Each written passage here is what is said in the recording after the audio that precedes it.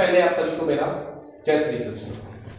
आज का जो वीडियो है वो सेकंड पार्ट है हमारे पहले वाले वीडियो का, जो था इंडियन आर्मी जोश, जज्बा और जुनून। इस वीडियो को देखने के लिए मैं चाहूंगा कि आप पहले वाले वीडियो के बाद इस वीडियो में आए, बेहतर होगा। इस वीडियो में हम बताएंगे हमारी सेना, हमारी ताकत, यानी हमारी सेना हमारी कितनी बड़ी ताकत है। जब भी बात देशभक्ति की होती है, जब भी बात ईमानदारी की होती है, जब भी बात कर्तव्य निष्ठा की होती है, दिमाग में सीधे सेना आती है। तो आज हम बात करते हैं स्वतंत्रता की। स्वतंत्रता जो हमें प्राप्त हुई है, जिसके लिए हम गणतंत्र दिवस मना रहे हैं, स्वतंत्रता दिवस मना रहे हैं। इस स्वतंत्रता में न जाने कितनी जानें गई हैं, न जाने कितने लोगों ने बहुत कुछ नहीं सब कुछ गंवाया है। अब याद कीजिए चंद्रशेखर आजाद को, जिन्होंने कहा था कि दुश्मनों की गोलियां सीने पर सहेंगे, आजाद ही जिए हैं, आजाद ही मरेंगे।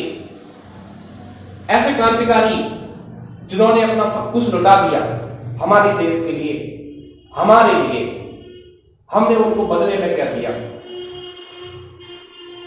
माखनलाल चतुर्वेदी ने पुष्प की अभिलाषा के माध्यम से कहा था कि मुझे तोड़ लेना बनमाली, उस पथ पर तुम देना फेंक, मातृभूमि पर शीश चढ़ाने जाते हो जहां भी अनेक।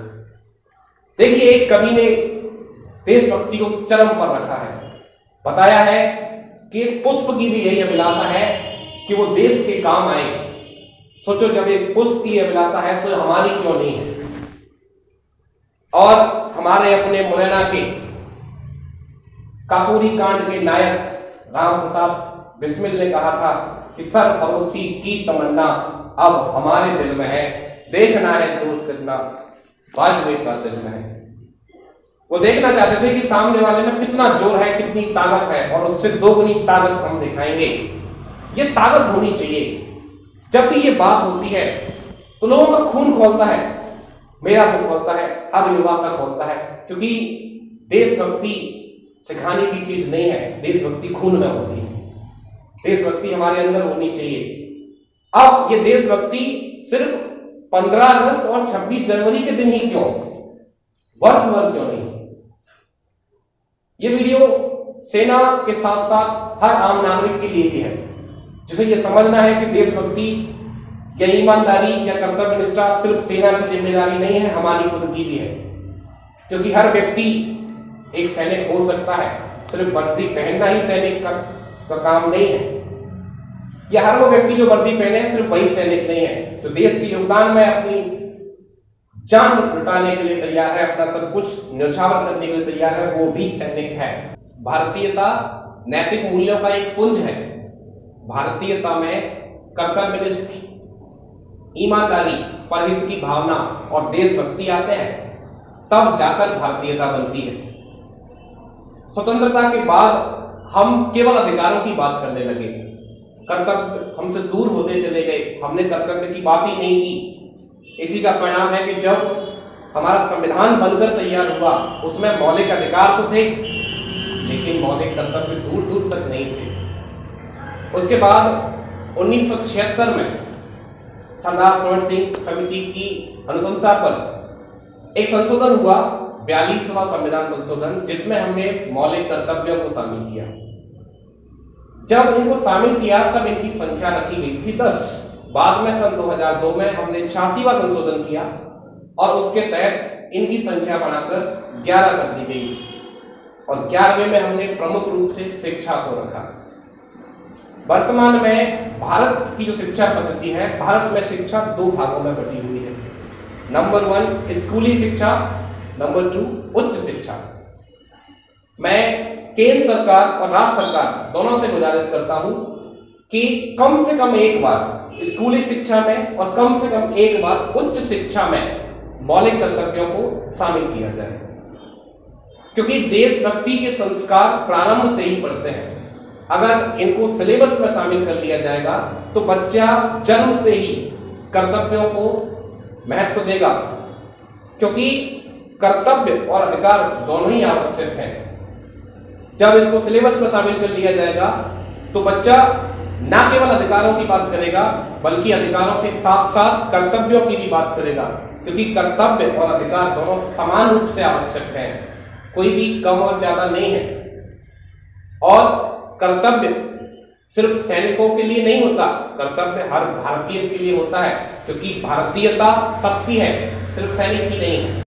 आजकल देश में धर्म को लेकर झगड़ा होता है, लेकिन जब एक व्यक्ति सेना में जाता है और सैनिक बनता है तब उसका कोई धर्म नहीं रह जाता, सिर्फ एक ही धर्म होता है, सैनिक धर्म। और कहा भी गया था कि सैनिक चाहे हिंदू हो, चाहे मुसलमान हो, चाहे सिख हो, चाहे जाट हो, चाहे मराठा हो, इन सब से पहले वो भारतीय है और देश के लिए कुर्बानी दे रहा है।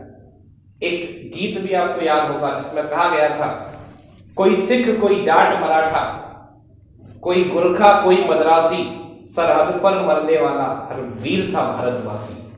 भारतवासी पहले है।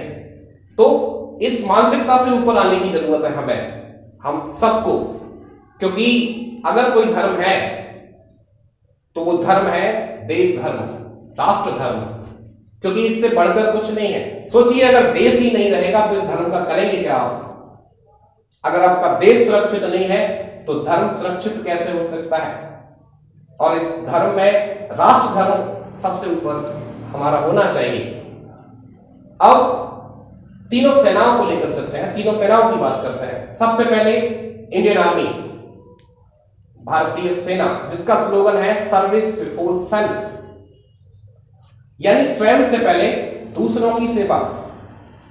इसमें कहीं कोई धर्म नहीं है, इसमें सिर्फ एक ही धर्म दिखाया है, वो भी राष्ट्र धर्म। यानी आप दूसरों की सेवा कीजिए बिना ये देखे कि ये हिंदू है, मुसलमान है, लड़का है, लड़की है, कौन है, सेवा आपका धर्म है। इंडियन एयरफोर्स, भारतीय वायुसेना, जो ये कहती है touch the sky with glory, यानी गर्व के साथ आसमान को छूना। हमारी सेना क्या सिखा रही है कि राष्ट्र धर्म से बड़ा कोई धर्म नहीं होता। तीसरी सेना हमारी इंडियन नेवी, जो कहती है सनो बर्नम, जिसका अंग्रेजी में अनुवाद है may the lord of water be auspicious on to us. वो कहते हैं द फ्यू द बेस्ट। यानी तीनों सेनाओं को अगर हम शामिल करते हैं तो ये तीनों सेनाएं हमारी ताकत है, और ये तीनों सेनाएं एक ही मैसेज दे रही हैं कि आप राष्ट्र धर्म को सबसे ऊपर रखिए, राष्ट्र धर्म से बड़ा कोई धर्म नहीं है। जब भी बात सेवा भाव की आती है, जब भी बात त्याग की आती है, लोग सिर्फ सैनिक से उम्मीद करते हैं कि ये सैनिक है, ये बचाएगा, ये सैनिक है, ये देश के लिए जान देगा। देखिए, सैनिक सिर्फ वो नहीं जिसने कपड़े पहन रखे हैं, सैनिक हर वो व्यक्ति है जो देश के लिए कुर्बानी देने को तैयार है। क्या भगत सिंह सैनिक नहीं थे? क्या चंद्रशेखर आजाद सैनिक नहीं थे? क्या राम प्रसाद बिस्मिल सैनिक नहीं थे? थे, ये सैनिक थे, बस इन्होंने वर्दी नहीं पहनी थी। तो सिर्फ वर्दी पहन लेना ही पर्याप्त नहीं है, हर व्यक्ति सैनिक है, हर व्यक्ति को तैयार रहना है कुर्बानी देने के लिए जब देश को आवश्यकता हो, और इस मानसिकता से ऊपर उठने की आवश्यकता है।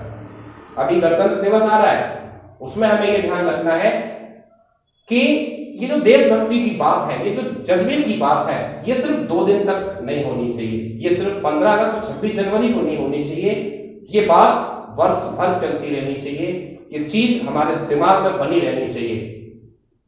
और अंत में आपको मैं ये नहीं कहूंगा कि इस वीडियो को शेयर करो, क्योंकि ये बात हमारा धर्म है कि अपने राष्ट्र की बात को हम सब तक भेजें। गणतंत्र दिवस की आप सभी को हार्दिक शुभकामनाएं, और उन सभी वीरों को सलाम, उन सभी सैनिकों को सलाम जो अभी सीमा पर खड़े हुए हैं, उन सभी शहीदों को नमन जिन्होंने कुर्बानी दी है, और उस हर व्यक्ति को नमन जो देश के लिए कुर्बानी देने के लिए तत्पर है। जय हिंद, वंदे मातरम, भारत माता की।